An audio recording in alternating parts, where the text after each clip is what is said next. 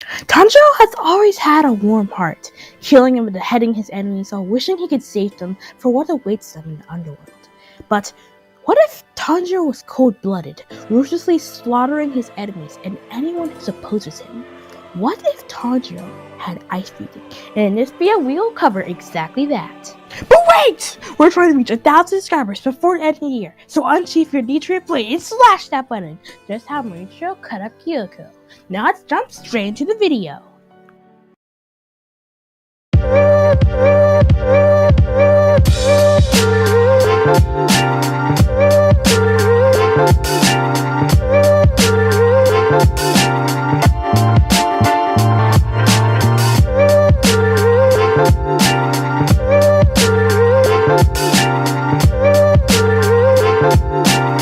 Our story begins where all stories begin, at the beginning. Tanjiro was climbing the mountain towards his home after a successful day of selling firewood. A large snowstorm was picking up around his mountain, which clouded his view as he continued his way up to his home. As he reached the cottage, he saw blood splatter on the ground, and eventually he realized there were bodies laying in the snow. Tanjiro ran toward his house. Who did this? Tanjiro said, tears welling up in his face. Tanjiro, a voice said. Tanjiro whirled around as he saw his mother, limping towards him. Mom! He said as he ran over to her, catching her before she fell to the ground. Mom, don't move. You're hurt, Tanjiro said as he laid his mother down in the soft snow. Tanjiro, listen closely. Your sister has been turned into a demon, and Takio is hurt very badly in his leg. It's up to you to protect him. Remember, always trust your gut. Trust nothing else.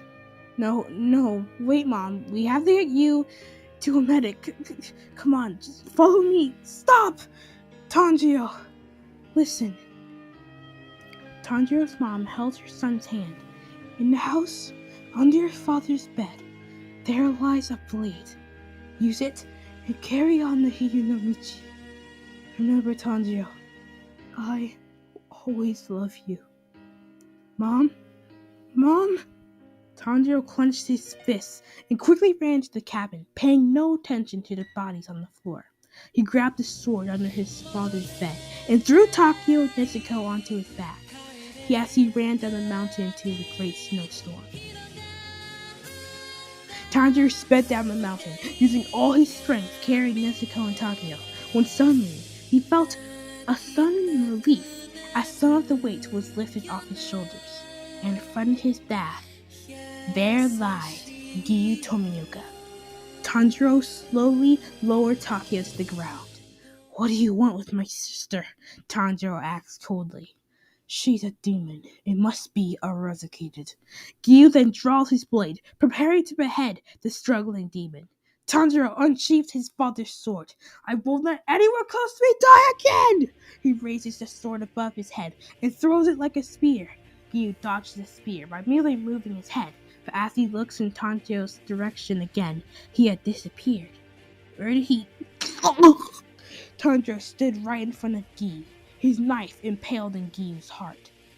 This is the power of the Hiyu no Michi. Always remember the storm of ice. 5 hours after encountering Giyu, Tanjiro sat quietly in a cave, contemplating everything that happened to him this day.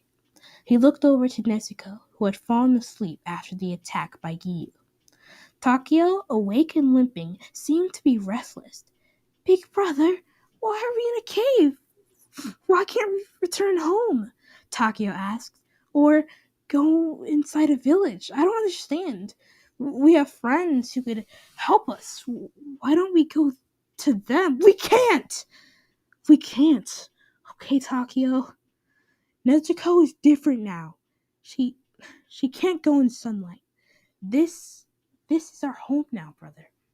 Tanjiro kneels beside Takio, but don't worry. I'll find Nezuko a cure.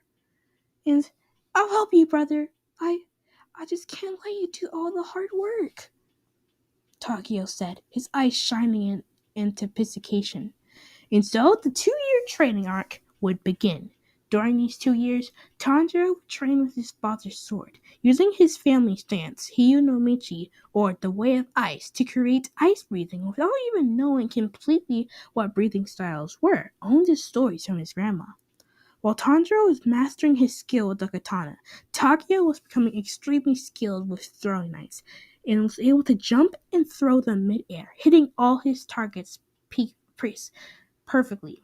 He also made himself a red cloak. But, unbeknownst to them, the peace those 2 years held did not last for very long. Swoosh! Two kunais dug deep into a demon's hands, preventing it from moving. Thank you, humans! Why did you have to interrupt my meal? A cloaked figure emerged from a bush, sword drawn. The cloaked figure pointed his blade at the demon. Tell me, what is the blue spider lily? I don't. The figure sighed. Useless weakling, he said, walking away. Another figure jumped out of a tree, landing to the cloak figure we all know as Tanjiro Kamado. Still no luck, brother?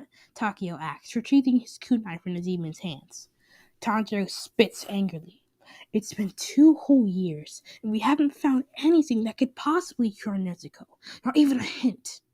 Don't worry, Tanjiro. We'll find something soon. Let's just return home. This snowstorm is picking up, and I do not want to be caught up in it at night. Tanjiro sighed. Agreed. Soon, the two boys returned home, but something made Tanjiro stop straight in his tracks.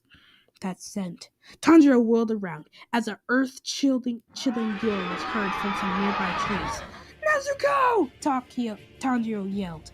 Flame-breathing first form. Unknowing fire. A swordsman with orange hair bolted forward to attack Tanjiro. Tanjiro drew his sword. Ice-breathing second form. Ice Maul! The two swords clashed. Upper hand, backhand, thrust, backhand, block. The two warriors fought, their swords moves seemingly looking like some sort of dance. Takeo, you go after Nezuko. Ching ching! But be careful, I smote 2 of them. Tanjiro grunted. It seemed for a second the orange-haired swordsman had finally overpowered him. Ice-breathing, fifth form, stasis! With a sudden burst of strength, Tanjiro pushes the swordsman back into a tree. Takeo, go! I can handle this here. Okay, brother, Takeo agrees, running towards the sound of screams. Tanjiro clashed with the flame Hashira, dodging his attacks and slashing at him. You are a powerful opponent, the enemy swordsman said. May I ask what your name is? Tanjiro stopped attacking and responded that his name was Tanjiro Kamado.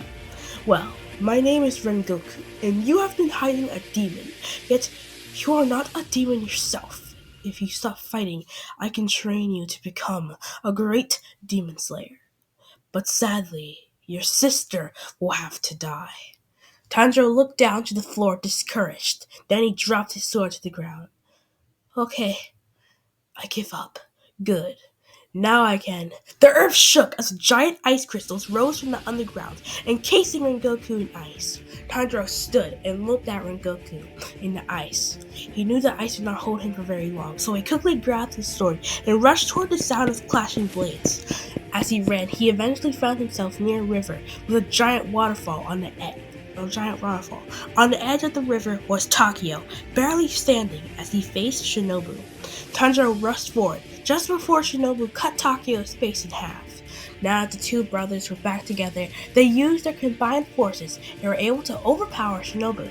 Shinobu lay on the ground, preparing to accept her fate, when she suddenly smiled. You may have beaten me, but I have survived long enough. Tanjiro suddenly realized what was happening and whirled around to see Rengoku swinging his sword to behead Nezuko. Tanjiro knew he couldn't reach Nezuko in time, but that's when Takeo, in a blur of speed, burst his board and took the blow that was going to kill Tanjiro, leaving a bleeding wound on his left eye. Nezuko, on her knees, looked at her little brother, wounded and bloody. And that is when she snapped. Her inner protective sister had awakened, and her eyes turned to ice cold. She opened her palm, and an ice crystal appeared there. She locked eyes with Rengoku and thrusted her ice crystal straight into his heart, causing the crystal to expand and completely obliterate Rengoku in the area he was in. Tanjiro stood there in shock at what Nezuko was capable of. Nezuko slowly turned her head unnaturally and began looking at Shinobu. Slowly, Nezuko turned her glance to Tanjiro. Shush! There's a giant gust of wind as Nezuko appeared in front of Shinobu and smashed her heart with her foot. Tanjiro grabbed Nezuko's arm. Are you okay? He asked.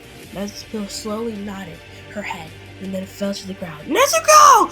Tanjiro yelled, frightened, until he realized that she had merely fell asleep. After the battle in the forest, Tanjiro, Takeo, and Nezuko had to find a new place to stay in case the Demon Slayers found them.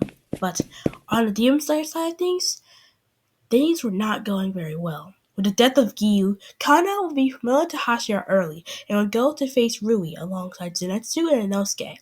This mission will be completed rather easily, but I can't say the same thing about the Mugen Train arc. The same team that took down Rui will be asked to complete this mission, and all the things would seem to be going right. The Slayers will be able to annihilate Enu with a bit of trouble, but everything went downhill after that. Soon after defeating the Lower Moon, Akaza arrived and began to attack Kanano. Unable to fend for herself after barely defeating Enmu, she would soon perish, followed by Inosuke and Zenitsu, leaving the Demon Slayer corpse very weakened. And somewhere, deep in the shadows, Muzan knew that the time to strike the Demon Slayer corpse, it was near. Tanjiro slowly walked through the woods, Takeo on his rear. A wolf howling could be heard in the distance. Jeez, this place gives me the creeps, Takeo said, as he started turning his head wildly to see if a monster would appear. It's safe. It's a safe place that Demon Slayers won't find us. We'll just have to get used to it. I guess you're right, Takeo responded recently. Suddenly, there was a screeching sound as 3 demons leaped out of the forest looking for a meal. Tanjiro and Takeo fended off the demons for a little bit, but they were exhausted from traveling so long and could no longer fight. And that's when suddenly there was a shining light as a mysterious woman suffocated the demons in this shining light. You are Kamados, I presume, the lady asked. Yes, we are. Takeo started to approach the woman, but Tanjiro put a hand out to stop him. How do you know who we are? Tanjiro asked. I was friends with your great-great-grandmother before I became, this. Why did you help us if you're a demon? Takeo said. The woman chuckled. I think you understand quite well that all demons aren't truly bad. And I have a house not far from here. A house Demon Slayers nor Muzan himself can find. You can come to this house, rest up, and prepare for any battles you may have. Or you could stay. It's your choice. What will you say? Are you coming? Tanjiro thought about it. Yeah, we'll come. 3 months had passed since Lady Tamiya allowed Tanjiro, Nezuko, and Takeo to stay at her abode. During those 3 months, the siblings had grown quite stronger, each harnessing their ice powers. But they were not the only ones who had grown in power. Muzan, over this 3-month period, had raised an army of demons in preparation to destroy the Demon Slayer corpse, and a day had come where he would launch his attack. The Hashiras ran to the forest as burning trees fell down. Gyo made the stone Hashira stop in his tracks. Gyu, son of me, you take upper rank 3. Michiro, you can handle upper rank 2. Gyome turned forward, assessing the dangers ahead. Me and Genya will take upper moon 1. Now, move out! The Hashira and their companions scattered, preparing for their own battles. Tanjiro was patiently sharpening his sword outside Lady Tamiya's abode when Aoi, alongside 3 other demon slayers, arrived at the hidden house. Out of breath, Aoi talked to Tanjiro. Please, Muzan is attacking us, the demon slayers. We need your help. Please help us. Tamio and Takeo walked to the house to see Tanjiro talking to these mysterious visitors. Tanjiro turned to face his friends. Muzan is currently attacking the demon slayers. I say we join the battle and finish this once and for all. The words of Tanjiro's mother played in Tanjiro's head. Tanjiro clenched his sword. It's time my revenge to you, Mom. Meanwhile, Ryu and Sanemi were struggling against Akaza. Uppercut, slash, backhand, low cut, slash, thrust. The Hashira repeated this pattern over and over, but to no avail. Akaza smashed the Ryu to the ground, murdering him. But why? Well, without Tanjiro activating the Demon Slayer mark, the Hashira would never gain the extra boost of power that allowed them to even rival the Upper Moons in the first place. But don't think it's over for Sanemi yet. Enraged, Sanemi would grip his sword and began slashing at Akaza unbelievably fast, so fast that even Akaza himself could not see the movements of the Wind Hashira. And with one last effort, Sanemi beheaded Akaza. The Wind Hashira fell to the floor as Akaza's head began to fade. Michiro jumped up into the air, dodging Doma's huge demon ice crystal. Mist breathing, obscuring clouds. Michiro whispered as thick mist covered the battlefield. Ha! You think mist can defeat a ice-cold demon such as... Dome was silenced as Michiro quickly cut his arms off. Oh, so that's how it is, Doma asked as he covered his arms in ice, creating frozen claws. Suddenly, the mist was filled with light as Doma and Michiro clashed inside the mist. Mist breathing, second form, 8-layered mist. Michiro rapidly unleashed 8 powerful attacks that de-limbed Doma, making him completely immobile. Again, mist breathing, fourth form. Michiro switching from mist-breathing form to another mist-breathing form using shifted flow slash. The young Hashira dashed toward Doma and beheaded him. Michiro, victorious, fell to his knees to collect himself and his breathing. One Upper Moon, dead! Ah! Guillaume fell to the floor, his arm, or rather remains of it, bleeding furiously. Kogoshibo stood, his eyes blinking as he stared at the stone Hashira. It's over, Hashira. You have fought well. You are indeed a great warrior. Kuroshibo raised his sword to finish off Guillaume, but suddenly, right before the swords collided with Guillaume's neck, there is a cold breeze in the air, and the sound of metal against metal. And right in front of Guillaume stood Tanjiro, who was able to quickly block the Upper Moon's attack.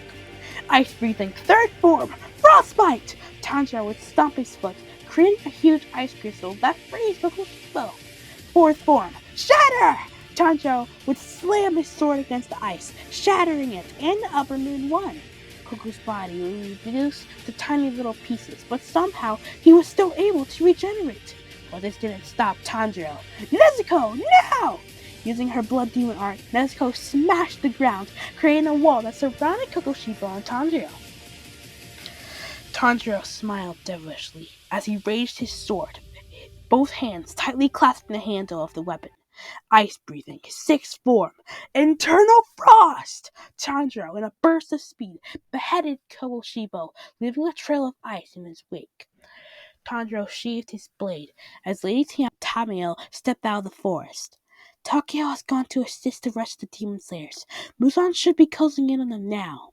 Tanjiro nodded and turned to face Guillaume, who had been gifted a replacement ice arm by Nezuko. Stone Hashira, you're with me. We must go and defeat Muzan. And so the group traveled inside the forest, not knowing that the final battle had already begun. Mitsuri, Open-Eye, Michiro, and Takeo were already fighting Muzan when the group arrived. Tanjiro drew his sword. This is for everyone you killed! He yelled at Muzan as he rushed forward, not thinking, and attempted to slash him. But Muzan quickly dodged the attack and countered by turning his arm into a fleshy tentacle, smashing Tanjiro to the ground. Open-Eye sprang forward, using snake breathing to give cover to the recovering Tanjiro. Everyone! Lady Tamayo yelled. Muzan has 7 hearts. The only way for us to defeat him is to destroy each one of his arcs at the exact same time. Open-Eye dodged one of Muzan's attacks midair and landed next to Tamayo. Then we all have to attack him in the exact spots. With a roar cry, all the Demon Slayers rushed forward to battle Muzan. Slash, boom, ba-bam, boom, ba-bam, boom, boom. All types of sound effects erupted as the battle continued. Right when an attack to kill Tanjiro was launched, Lady Tamayo leaped forward, taking the blow. Lady Tamayo! Tanjiro yelled as he kneeled down to help her. Tanjiro's brain was racing. His eyes kept flashing to the day his mother died. That day he promised to never let anyone close to him die again. Tanjiro clenched his sword. He'd lost half his family, and now even his adopted family. Tanjiro opened his eyes as they turned pale as ice. I won't lose anyone close to me ever again! Tanjiro bursted forward and kicked Muzan, knocking him to the ground. Muzan quickly recovered and used one of many smashed into the ground to regain his balance, and soon the two warriors clashed, creating giant explosions as their attacks clashed over and over. Tanjiro! A soft voice whispered in his ear. Tanjiro opened his eyes. He was back where he was. He was back at his home before anything happened to him. He walked inside his house, and there was his family, all smiling at him. Go, Tanjiro! We believe in you! Suddenly, Tanjiro was back in the real world. He smiled, but unlike his other smiles, this was one of true happiness. He took his battle stance, ice breathing. Seventh form. A huge dragon halo surrounded Tanjiro. The warmth of ice! The dragon rushed forward and struck Muzan, creating a blinding light. And then, everything was still. Absolutely still. Snow fell as Tanjiro glanced up into the sky. I did it, everyone. I really did it. Thank you all so much for watching this video. The support on this series was next level, and I'm so glad you were all able to stay here and enjoy this amazing series and video. And so, that is what if Tanjiro had ice breathing. See you guys next time.